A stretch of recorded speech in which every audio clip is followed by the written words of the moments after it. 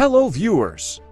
On today's news, the United States House of Representatives with broad bipartisan support has passed a $95 billion legislative package providing security assistance to Ukraine, Israel, and Taiwan. Despite bitter objections from Republican hardliners, the legislation proceeded on Saturday to the Democratic Majority Senate, which passed a similar measure more than 2 months ago. U.S. leaders from Democratic President Joe Biden to top Senate Republican Mitch McConnell have been urging embattled Republican House Speaker Mike Johnson to bring it up for a vote. The Senate is expected to pass the measure next week, sending it to Biden to sign into law. The bills provide about $61 billion to address the conflict in Ukraine, including $23 billion to replenish U.S. weapons, stocks, and facilities. $26 billion for Israel, including $9 billion for humanitarian needs, and $8 billion for the Asia-Pacific, including Taiwan.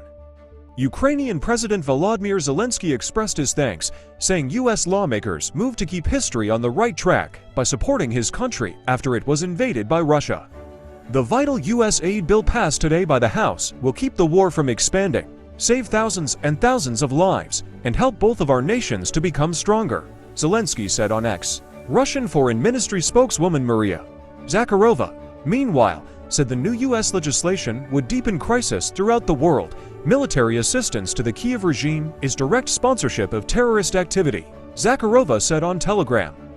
It was unclear how quickly the new military funding for Ukraine will be depleted, likely causing calls for further action by Congress. Biden, who had urged Congress since last year to approve the additional aid to Ukraine, said in a statement, "It comes at a moment of grave urgency. With Israel facing unprecedented attacks from Iran and Ukraine under continued bombardment from Russia, the vote on passage of the Ukraine funding was 311 to 112.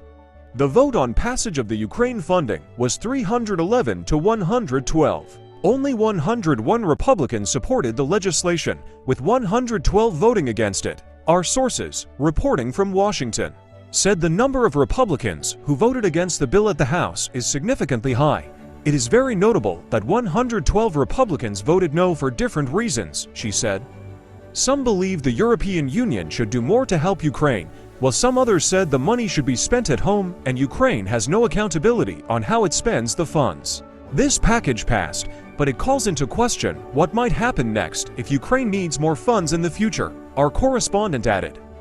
Meanwhile, the House's actions during a rare Saturday session put on display some cracks in what is generally solid support for Israel within Congress. Saturday's vote, in which the Israel aid was passed 366 to 58, had 37 Democrats and 21 Republicans in opposition. Our sources aid the Democrats who voted against the bill on Israel were very vocal in their criticism of Israeli Prime Minister Benjamin Netanyahu. The number might not sound like a lot, but this is really remarkable. It would be unimaginable a decade or two ago, she said.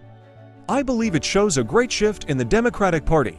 Passage of the long-awaited legislation was closely watched by U.S. defense contractors who could be in line for huge contracts to supply equipment for Ukraine and other U.S. partners. House Speaker Johnson this week chose to ignore ouster threats by hardline members of his fractious 218 to 13 majority and push forward the measure that includes funding for Ukraine as it struggles to fight off the 2-year Russian invasion.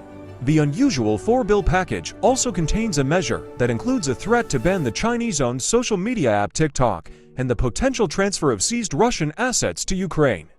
Some Republicans repeatedly raised the threat of remove Johnson, who became Speaker in October after his predecessor, Kevin McCarthy, was taken down by party hardliners.